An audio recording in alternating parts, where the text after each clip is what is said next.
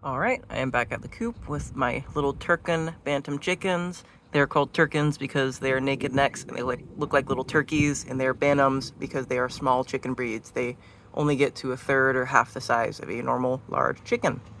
And you can see I have this little barrier set up right now to keep these guys under the coop in their own space with their own food and water, while my other chickens are over there having a great time in the rest of the run.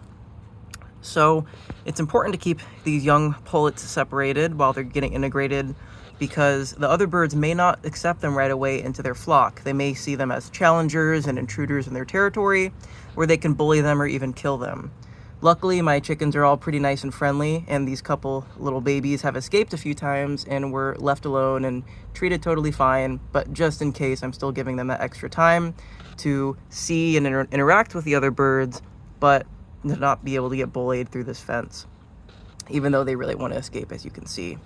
Another reason it's really important to keep these birds separate is because they have their own grower feed, while the other ones are eating layer feed.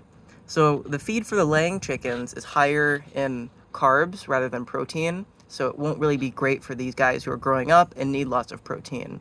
And number two is that the layer feed is high in calcium, which is great if you're making eggs all the time, but not great if you're a young bird laying no eggs. That calcium can build up in their system and cause them internal organ damage and be really rough. So you want to make sure they don't eat it.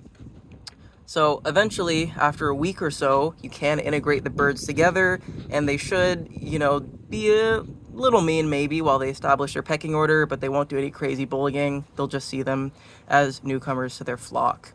And I have these big pipes right here full of the main chicken feed, and I'm gonna wait until this gets emptied out so I can add the little baby grower feed in there, which is still fine for the older chickens, and then I'll just throw some oyster shells in the run for calcium, and the extra protein should be totally fine for them. So that's just a quick rundown of how you can integrate some younger chickens into your setup. This is working well for me so far. It is only day number 1, but I will try to do a post and let you guys know how it goes. And you can get your hands on some cute little turkens. They're not looking at the camera right now, but I just love how they look like little baby vultures.